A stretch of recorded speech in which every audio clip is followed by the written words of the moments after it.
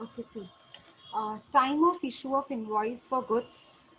There are few points that we need to keep it in mind before deciding time of issue of invoice. This is the time of issue of invoice. So for this they say if it is movement of goods, same repetition किया है, बस clear point बताया. ये देखो यहाँ पे movement of goods है, तो टाइम ऑफ सप्लाई क्या होना चाहिए? रिमूवल के टाइम पे, जब गुड्स आपके गोडाउन से रिमूव होंगे. ये देखो, if movement of goods involve in supply, it should be before और at the time of removal of goods. मतलब उसके बाद नहीं चलेगा. आपको मैक्सिमम कौन से टाइम तक अपना इनवॉइस इशू करना पड़ेगा? रिमूवल ऑफ गुड्स के टाइम पे. उसके पहले करेंगे चलेगा, बाद में नहीं चलेगा. If no movement of goods is involve, तो आपको मैंने यहाँ पे भी क्लियर किया था, देखिए ये वाला. In other cases time of delivery of goods to recipient, same चीज लिखिए यहाँ पे, बिफोर और at the time of delivery of goods to the recipient or making available to the recipient. आप कब तक रेसिपिएंट को ये गुड्स पहुंचा रहे हैं, ठीक है, ये इंपॉर्टेंट है. Third, if continuous supply of goods, कभी कभी हम गुड्स को कंटिन्यू सप्लाई करते हैं, ठीक है, छोटे छोटे इंस्टॉलमेंट्स में. तो for example supply of oil, जैसे यहाँ पे ऑयल का एग्जांपल दिया है कि आप कंटिन्यू सप्लाई करते हैं ना ऑयल को, तब आपको तीन चीजें, जब कंटिन्यू सप्लाई ऑफ गुड्स होगा तो अर्लीस्ट ऑफ द फॉलोइंग, ये दोनों में से जो पहला होगा ना वो लेना है. Time when each statement is issued, एक स्टेटमेंट, मतलब आपने आज इतना क्वांटिटी में इतना ऑयल खरीदा, आपने इतना खरीदा. या फिर time when each payment is receive, या फिर ऑयल की जो पेमेंट आपको मिलती जा रही है ना इंस्टॉलमेंट्स में, वो वाला डेट. दोनों में से जो पहले होगा वो सिलेक्ट होगा. Fourth, if goods send for approval. बहुत बार ऐसे होता है कि हम लोग है ना अपने गुड्स को अप्रूवल के लिए सेंड करते हैं, मतलब ये खरीदना है कि नहीं खरीदना है, उसको ट्रायल बेसिस पे यूज करने के लिए भेजते हैं. Goods send for approval earliest of the following. देखो क्या लिखा हुआ है, time when it becomes known that supply is taken place. अभी अप्रूवल है ना, अप्रूवल का मतलब ये होता है कि अभी पक्का नहीं है कि वो खरीदेंगे कि नहीं खरीदेंगे. तो उस टाइम पे ना हमको अगर पता है time when it becomes known that supply is taken place, मतलब वो कंफर्म बता देंगे कि हाँ मैंने गुड्स खरीद लिए, वो डेट जब पता चल जाए कि सप्लाई हो गया. या फिर 6 months from the date of removal. अब वो बता ही नहीं रहे हैं, 6 months हो गए, हमने गुड्स को वहां पे पहुंचाया है उनके पास, अब वो बता ही नहीं रहे हैं, तो मैक्सिमम कितना वेट करना है? 6 months. yes, 6 months. ओके, ठीक है, क्लियर है इतना? ये 4 पार्ट्स हैं. ये किसके लिए? Last date to issue the invoice for goods. ये वाला जो हमने पढ़ा ना अभी अभी, last date to issue the invoice, ये वाला, इसके लिए बताइए 4 पॉइंट्स. ठीक है, बहुत इजी है, इतना टेक्निकल नहीं आएगा आपको, इजी बहुत आता है.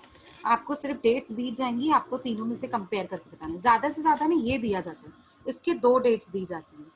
ये देखो ये वाला, इसके ना ये 2 डेट्स मिली जाती है, तो दोनों में से पहले अर्लीस्ट वाला ले लो.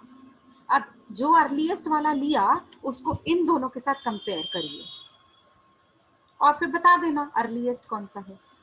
जो अर्लीस्ट होगा वो आपका टाइम ऑफ सप्लाई होगा. Okay, yes Himanshu, second internals के लिए मैं आपको कल बताऊंगी फाइनल. ठीक है, डोंट वरी, कल बताऊंगी. वो टेस्ट होगा, टेस्ट प्रोजेक्ट में, असाइनमेंट नहीं देना मैंने, it would be a test. Okay, MCQs भी नहीं होंगे, तो वो कल मैं आपको सारा कुछ फाइनल बता दूंगी, डोंट वरी. आगे देखो, अभी time of supply of goods के लिए लिखा हुआ है सेक्शन 2 सेक्शन 12 सेक्शन 2. अब देखो यहाँ पे ये ना चार्ट में बना हुआ है, सेम चीज है, ये सेम चीज है जो यहाँ पे हमने पढ़ी ना, सेम चीज दी हुई है, बस इसको चार्ट के फॉर्म में प्रेजेंट किया हुआ है. अगर मूवमेंट ऑफ गुड्स है तो ये वाला एप्लीकेबल होगा, और अगर मूवमेंट ऑफ गुड्स नहीं है, नो, तो ये वाला एप्लीकेबल होगा. देखो, अगर है मूवमेंट ऑफ गुड्स है तो मैंने आपको बताया था रिमूवल, मूवमेंट ऑफ गुड्स होगा तो रिमूवल, और मूवमेंट ऑफ गुड्स नहीं होगा तो रेसिपिएंट के पास कब डिलीवर हुआ. ठीक है, चलो देखो, पहला invoice issued before or at the time of removal of the goods, or date on which supplier receives the payment, whichever is earlier. ठीक है, ये वही सेम चीज लिखी हुई है, रिमूवल और जब आपको पेमेंट मिला, इनको कंपेयर करेंगे, whichever is earlier will be your what to say, will be your time of supply. Next होगा, अगर मूवमेंट इन्वॉल्व नहीं है गुड्स की, नो, अगर नो है तो आपको मैंने बताया था delivery of goods, delivery of goods, और आप रेसिपिएंट को कब अवेलेबल करके दे रहे हो, उनके प्लेस तक कब पहुंचा के दे रहे हो, और डेट ऑफ पेमेंट, रिसिप्ट कब हुआ है सप्लायर को, date on which supplier receives the payment, whichever is earlier. Okay, ये वही सेम चीज है, चार्ट के फॉर्म में प्रेजेंट किया गया है. आगे बढ़ते हैं. Time of supply of goods under section 12 subsection 2 clause A. अच्छा, अब ये क्या बोल रहा है, क्लॉज ए में ना कॉम्पोजिशन स्कीम के बारे में बता रहे हैं कि अगर उसने कॉम्पोजिशन स्कीम ली हुई होगी तो, और अगर नहीं ली हुई होगी तो. अब कॉम्पोजिशन स्कीम कैसे डिसाइड होती है, लेस देन 1.5 करोड़ होगा तब तो वो कॉम्पोजिशन स्कीम के लिए ऑप्ट कर सकता है ना. तो यहाँ पे देखो लिखा हुआ है, supply of goods if in the previous year उसकी टोटल टर्नओवर का जो वैल्यू है वो लेस देन 1.5 करोड़. ये लेस देन का साइन दिख रहा है आपको, लेस देन, ठीक है. और सॉरी, ये 1 मिनट, क्या हो रहा है, एक्स.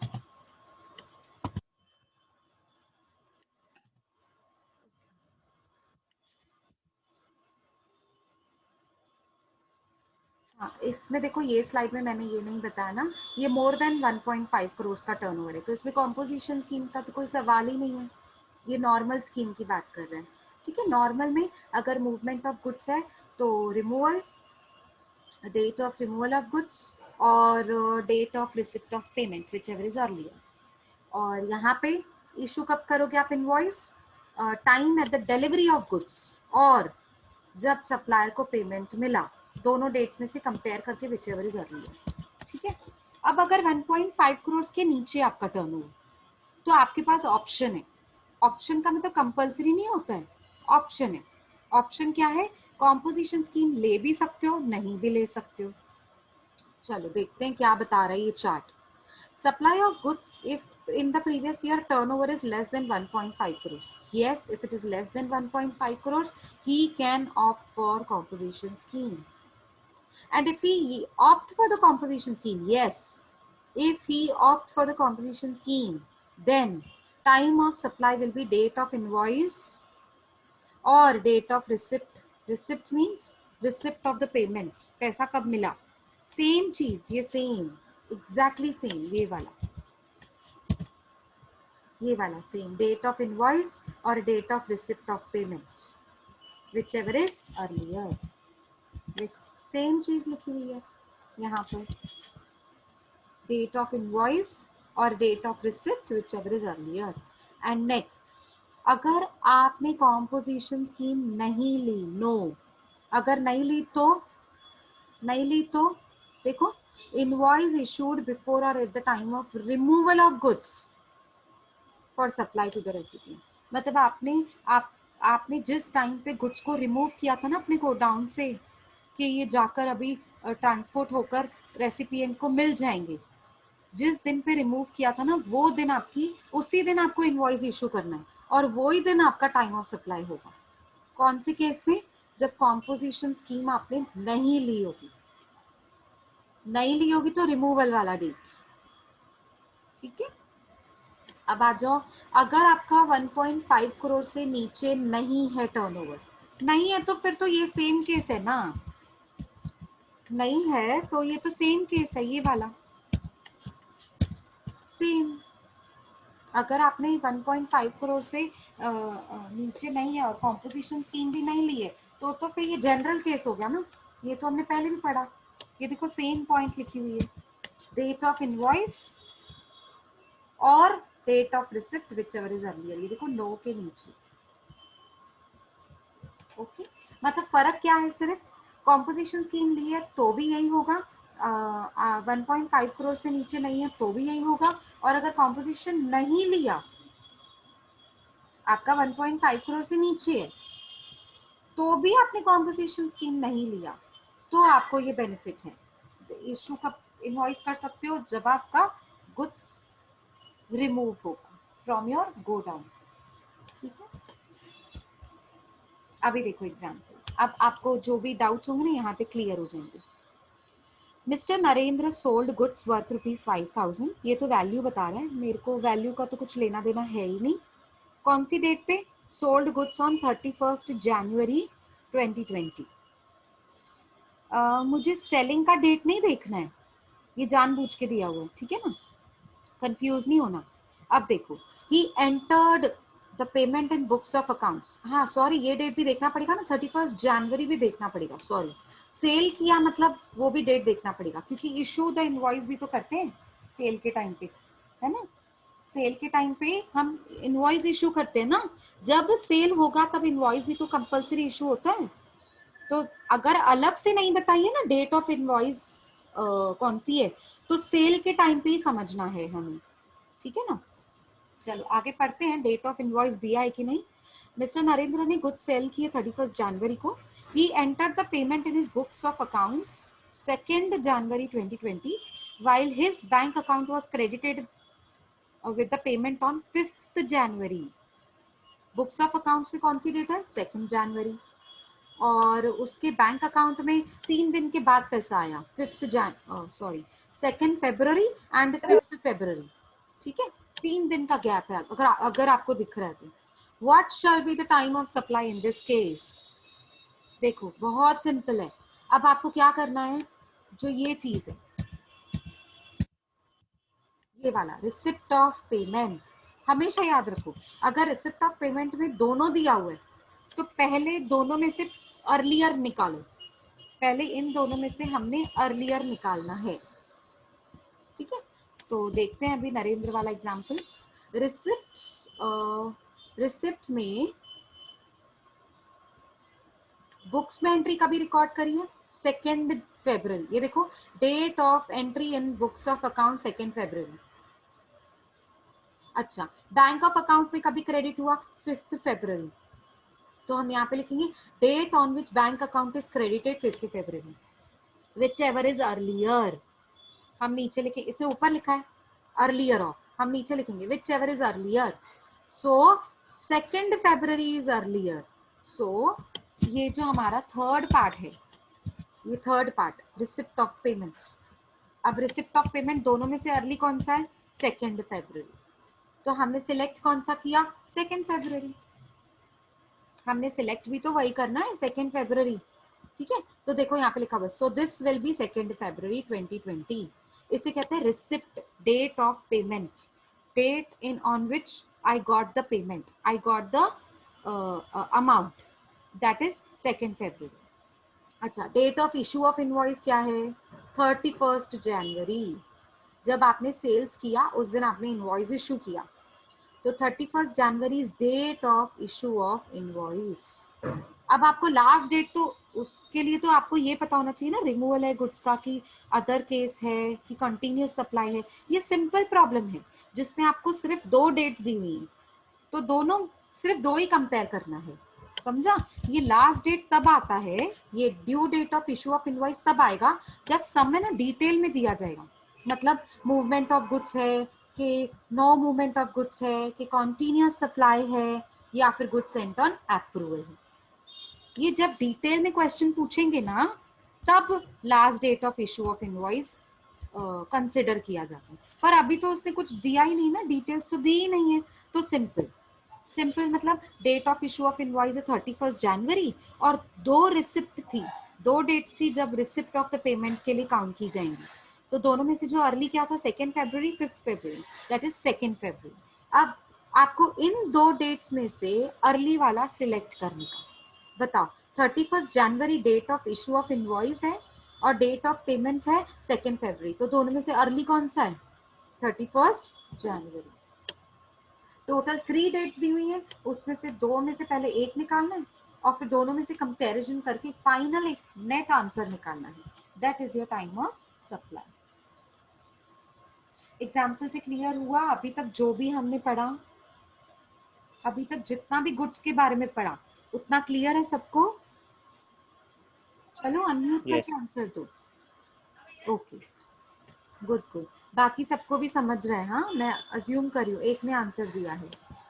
चलो वेरी गुड, बहुत सिंपल है ये चैप्टर में, कोई प्रॉब्लम नहीं है, सिर्फ आपको डेट बतानी है। और ज्यादा से ज्यादा 3 डेट दी हुई होंगी ना, चलो 4 दी हुई होगी, आपको कंपैरिजन करके निकालना है। कभी कभी तो बिना वजह भी एक डेट दी हुई होती है, वो आपको समझना है कि ये मेरे काम की है कि नहीं है ना। चलो अब एक और एग्जांपल दिया हुआ है, डेट ऑफ इनवॉइस। हाँ यस सिमरन, टेल मी, कुछ डाउट है बेटा? सिमरन डाउट है बेटा कोई? You raised your hand, no? No ma'am, गलती से हो गया। अच्छा कोई बात नहीं बेटा। चलो आगे देखो, डेट ऑफ इनवॉइस इज 15 मई 2019। सब कुछ रेडीमेड अवेलेबल है, आपको सिर्फ पहचानना है। इनवॉइस की डेट क्या है? 15 मई। Date of receipt of payment, मुझे पेमेंट कब मिली? 10 जुलाई। Date when supplier recorded the receipt in the books, 11 जुलाई। अब देखो जब पैसा मिलने की डेट है ना, उसमें 2 डेट्स दी हुई हैं। एक, जब मुझे वाकई में पेमेंट मिला, क्रेडिट हुआ मेरे बैंक अकाउंट में, वो 10 जुलाई था। और मैंने अपने बुक्स में कितना दिखाया? बुक्स ऑफ अकाउंट्स में कौन सी डेट है? 11 जुलाई। तो पहले आपको इन दोनों में से सिलेक्ट करना है। बोलो, रिसिप्ट ऑफ पेमेंट में 2 डेट्स हैं, एक है बुक्स ऑफ अकाउंट्स की 11 जुलाई, और एक है क्रेडिट कब हुआ? 10 जुलाई। दोनों में से अर्ली कौन सा है? दोनों में से अर्ली कौन सा है? 10th। Very good. तो अब आपको 11th देखना ही नहीं है, कितना सिंपल है देखो। अब आपको 10th और 11th में से एक सिलेक्ट करना है, उसको बोलेंगे 10th। अब आपने पूरे सम में 11th को देखना ही नहीं है, क्योंकि 11th आपने डिस्कार्ड कर दिया, निकाल दिया, रिमूव कर दिया। अब आपको 10th को देखना है। अब ये आपकी payment of date of payment है, जिस दिन आपको पेमेंट मिली 10 जुलाई, ये आपने फिक्स कर दिया, ये 10 जुलाई है। अच्छा सेकंड क्या है? Date of invoice. Date of invoice क्या है? 15 मई। तो दोनों में से अर्ली क्या है? दोनों में से अर्ली कौन सा है? 15th में। वेरी सिंपल, 15 मई। सो आपका time of supply will be 15 May. और आपका due date of payment of tax क्या होगा? ये मैंने आपको फर्स्ट स्लाइड में बताया, जब मैं इंट्रोडक्शन बता रही थी। Due date of payment of tax क्या है? अगर 15 मई को आपका टाइम ऑफ सप्लाई है, तो आप गवर्नमेंट को टैक्स कब पहुंचाओगे? नेक्स्ट मंथ की 20 डेट, मैंने बताया ना आपको, 20th डेट पे आप, नेक्स्ट मंथ का 20th डेट आता है ना जो, उस दिन आप गवर्नमेंट को टैक्स पहुंचाते हो। उससे लेट नहीं कर सकते, उससे लेट किया तो पेनल्टी लगेगा। तो 15 मई के हिसाब से आपका टैक्स पेमेंट का डेट क्या होगा? अगर आपका टाइम ऑफ सप्लाई है 15 मई, तो आप गवर्नमेंट को टैक्स कब रेमिट करेंगे? अरे कितना सिंपल है, 20 जून। नेक्स्ट मंथ का 20 डेट, तो मई का नेक्स्ट मंथ क्या है? जून। और 20 डेट आपकी लास्ट होती है पेमेंट के लिए। देखो उसके पहले भी कर सकते हैं, मैं ड्यू डेट बता रही हूँ, due date of the payment of tax liability. Due date बता रही हूँ, ड्यू डेट का मतलब ही होता है लास्ट डेट, इसके बाद नहीं कर सकते, अगर किया तो लेट पेमेंट का पेनल्टी चार्ज लगेगा। ठीक है,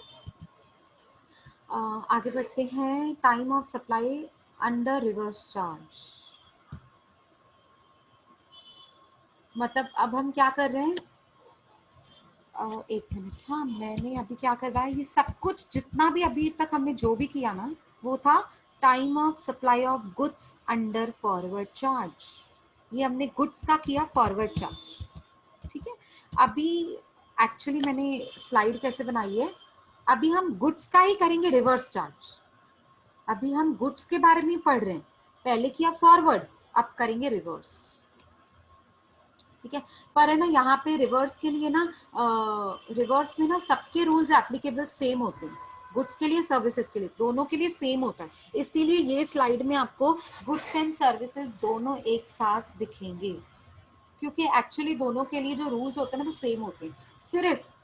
सिर्फ जो ये सी वाला पार्ट दिख रहा है ना, सर्विसेज के लिए 60 डेज हो जाएगा, गुड्स के लिए 30 डेज हो जाएगा। आपको चाहिए तो मैं ये कट करके 30 लिख देती हूँ ऐसा, तो आपको ज्यादा अच्छे से समझेगा। ठीक है, तो अभी हम क्या कर रहे हैं, चलो पहले रिवाइज कर लेते हैं अब तक जो किया। Time of supply of goods under forward charge, आपके पास टोटल 3 चीजें थी। पहला क्या था, कोई बताएगा, अनम्यूट करके बताइए, पहला क्या था? यस, पहला पहला क्या था? Very good, date date of invoice, very good. अच्छा, सेकंड क्या था? Date of due issue date of invoice के बाद due date due date of issue of invoice. अब जब जब मैं बोलूंगी ना due date of issue of invoice, तब 4 चीजें आप बताएंगे मुझे, 4 चीजें। शॉर्ट नोट भी आ सकता है इसका, ये पूरा शॉर्ट नोट आ सकता है। मैंने टाइटल दे दिया elaborate time of supply for goods under forward charge mechanism. तब आप क्या लिखेंगे? पहले तो बताएंगे टाइम ऑफ सप्लाई होता क्या है, ये वाला मीनिंग बताएंगे, ये वाला मीनिंग है टाइम ऑफ सप्लाई होता क्या। फिर आप बताएंगे कि फॉरवर्ड चार्ज का मतलब क्या होता है, ये वाला स्लाइड। फिर आप बताएंगे कि अच्छा, अगर time of supply of goods under forward charge है तो अर्लीस्ट ऑफ, तीनों में से जो जो पहला होगा, अर्लीस्ट मतलब पहला होगा, उसे सिलेक्ट किया जाएगा। तो डेट ऑफ इनवॉइस की एक सेंटेंस लिख देना कि डेट ऑफ इनवॉइस क्या होता है, जब सप्लायर इशू करता है इनवॉइस। अब due date of invoice, due date of issue of invoice में आपको ये चारों चीजें लिखनी पड़ेंगी। ये ड्यू डेट ऑफ इनवॉइस के बारे में है। पहला मूवमेंट ऑफ गुड्स होगा तो removal, no movement of goods होगा तो delivery of goods to the recipient, continuous होगा तो इन दोनों में से पहला जो आता है, और अप्रूवल के लिए भेजा है तो इन दोनों में से जो पहला आता है। ठीक है, ये तो आप समझ गए। अच्छा, सेकंड पॉइंट होती है due date of issue of invoice. तो थर्ड क्या होता है, थर्ड क्या होता है? Receipt of payment. Very good. जब आपको आप मतलब सप्लायर, सप्लायर को पेमेंट मिलेगा ना, रिसिप्ट मतलब मिला, आपने पेमेंट किया नहीं, पेमेंट मेड। एक होता है पेमेंट, रिसिप्ट ऑफ पेमेंट, एक होता है पेमेंट मेड। पेमेंट मेड मतलब आपने पे किया, और रिसिप्ट ऑफ पेमेंट मतलब पेमेंट मिला। ठीक है, तो अब यहाँ पे कौन सी डेट देखी जाएगी? रिसिप्ट ऑफ पेमेंट मतलब सप्लायर को कौन से दिन पर गुड्स का पैसा मिला। ठीक है, तो रिसिप्ट ऑफ पेमेंट में भी 2 चीजें होती हैं, कोई बताएगा कौन सी 2 चीजें होती हैं? अर्लीस्ट ऑफ 2 थिंग्स, कौन सी 2 थिंग्स होती हैं? देयर आर 2 डेट्स, बताएगा कोई? जब एंट्री हुई तब, और जब अकाउंट में डिपॉजिट हुआ तब। Very good. एंट्री कब, कहाँ पे? बुक्स में, बुक्स ऑफ अकाउंट्स में। हम बुक्स ऑफ अकाउंट्स में दिखाते हैं ना बाय कैश, कब पैसे मिले। ठीक है, या मैंने कब पे किए, रेसिपिएंट के बुक्स ऑफ अकाउंट्स में मैंने कब पे किए। तो एक वो डेट जो बुक्स ऑफ अकाउंट्स में दिखा रहे हैं, और दूसरी वो डेट जब वाकई में बैंक अकाउंट में क्रेडिट हुआ।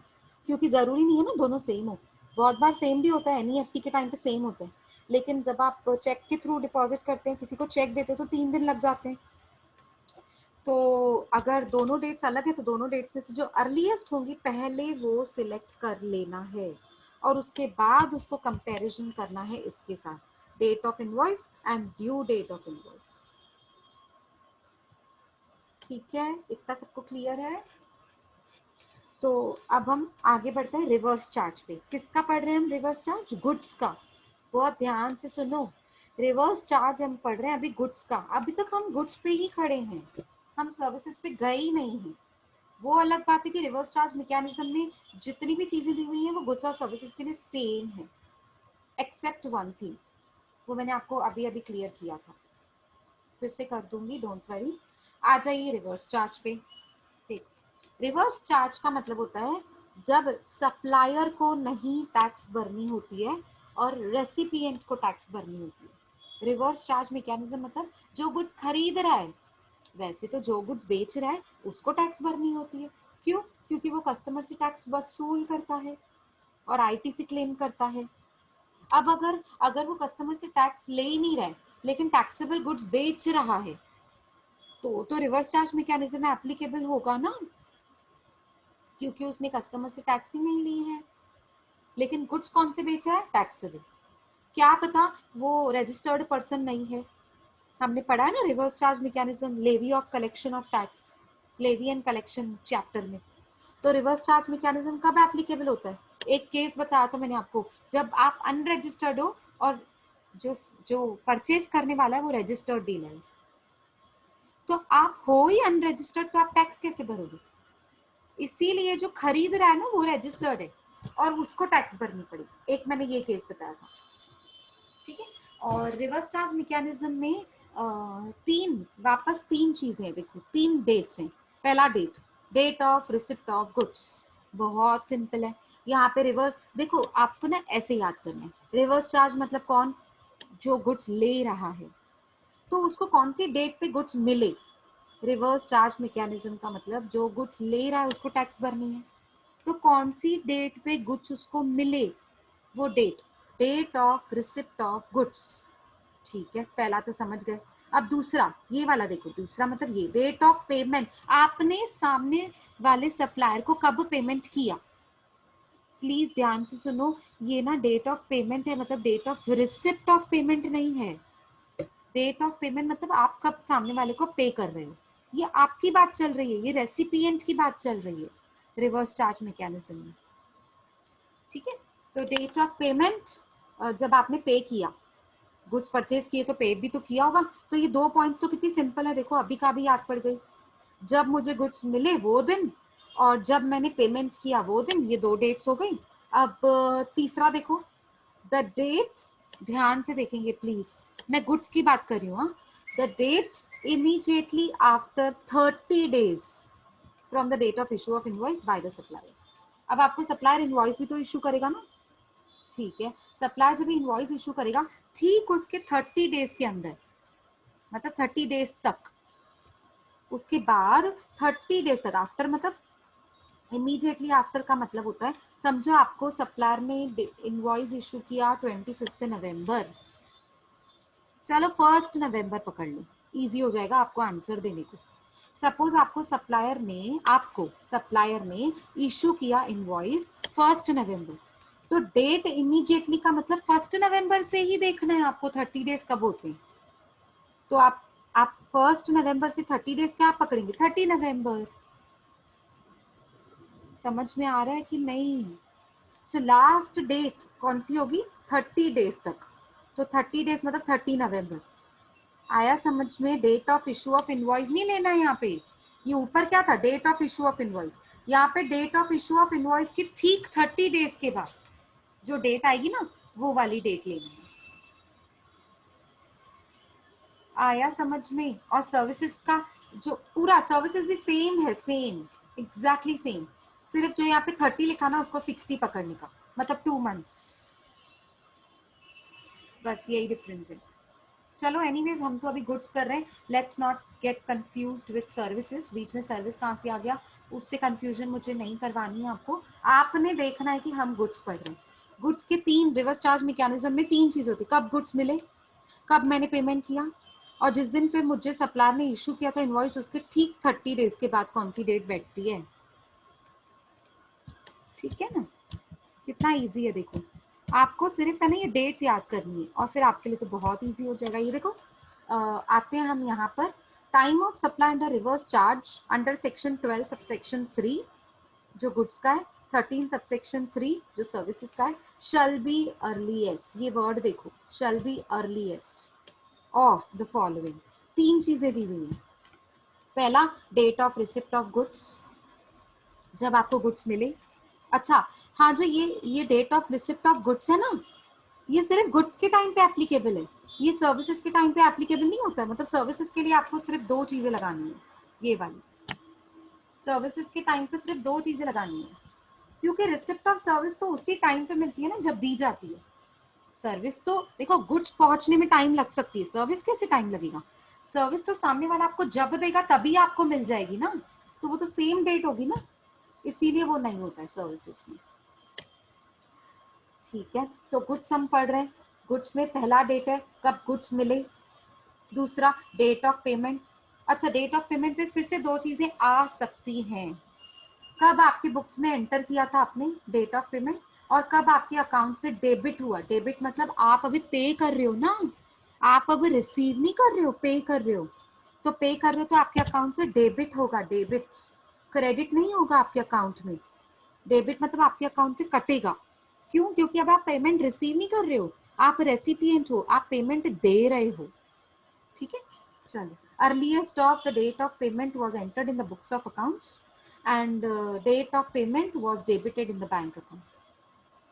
ठीक है, जो पहले पढ़ा था बिल्कुल वैसा ही ये date of payment. And third है आपका date immediately after 30 days from the date of issue of invoice by the supplier, और सर्विसेज के केस में 60 डेज है। ठीक है, ओके। ये तीनों चीजें बहुत अच्छे से देख लो, और नीचे एक छोटा सा नोट भी लिखा हुआ है, सिंपल है बहुत।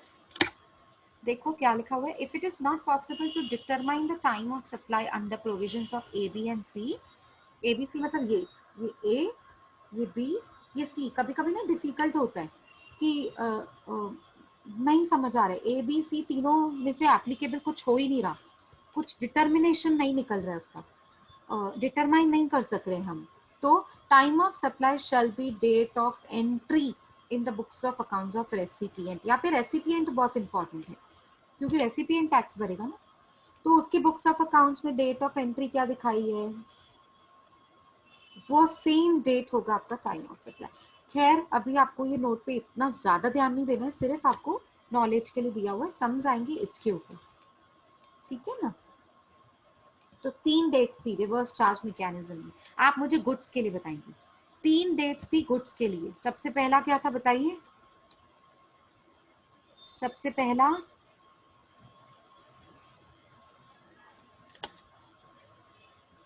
यस, रिवर्स चार्ज मैकेनिज्म में गुड्स के लिए सबसे पहला क्या है, अर्लीस्ट ऑफ 3 थिंग्स। तो तीनों में से पहला क्या था, date of receipt of goods. Very good, date of receipt of goods, very good, date of receipt of goods. Next क्या था, date of payment, very good, date of payment. Payment में फिर से 2 चीजें, पहला क्या था, earliest of recorded in books books of और accounts, debited debited, from bank. Yes very good, आपके अकाउंट में से किस दिन पे, कौन से डेट पे डेबिट हुआ। Okay very good. अच्छा, अब आप दोनों में से एक निकालेंगे, अर्लीस्ट वाला। हाँ ठीक है, और थर्ड क्या चीज थी, third invoice issued date, immediately date after 30 वो days date, yes date immediately after, बोलो 30 days 30, immediately 30, after very good, very good, date immediately after 30 days from date of issue of invoice by the supplier. मतलब आपको supplier ने जिस दिन पे issue किया था इनवॉइस, उसके तुरंत इमीडिएटली 30 डेज पे जो डेट आती है ना, वो वाली डेट। इन तीनों में से अर्लीस्ट। अब एग्जाम्पल भी दिया हुआ देखिए, date of receipt of goods, अब मुझे गुड्स कब मिले, 15th में। डेट ऑफ पेमेंट, कब मैंने पेमेंट किया, 15 जुलाई, मतलब ये मेरे अकाउंट में से कटा 15 जुलाई। Date of entry in the books of the receiver 18th में, मेरे अकाउंट में से कब कटा, 15th जुलाई, पर मैंने एंट्री पहले ही दिखा दी थी इसके अपने बुक्स में 18th मई को। ठीक है, and date of invoice 1 June, date of invoice 1 June, ध्यान से देखो। चलो, अब सबसे पहले तो हमेशा याद रखो, जो डेट ऑफ पेमेंट होती है ना, जब वो 2 दी जाए, तो दोनों में से मुझे पहले एक सिलेक्ट करना होता है। चलो बताओ, date of entry in books of accounts क्या है, जल्दी जल्दी फास्ट, अनम्यूट करके आंसर दो। डेट ऑफ पेमेंट ऑफ, जो डेट ऑफ पेमेंट है in the books of accounts कितना है रेसिपिएंट के। क्वेश्चन आपके सामने है, चारों चारों चीजें आपके सामने है। बुक्स ऑफ अकाउंट्स में कौन सी डेट रिकॉर्ड करी हुई है, कम ऑन आंसर्स दो। यस 18th में, वेरी गुड। वापस रीजॉइन करना पड़ेगा, लेस देन 1 मिनट दिखा रहे हैं। ठीक है, अच्छा, बुक्स ऑफ अकाउंट्स में दिखा रहा है 18th में, और डेबिट कब हुआ था, डेट ऑफ पेमेंट का मतलब होता है डेबिट होना। आपके अकाउंट से डेबिट कब हुआ था, 15th जुलाई। दोनों में से अर्ली कौन सा है,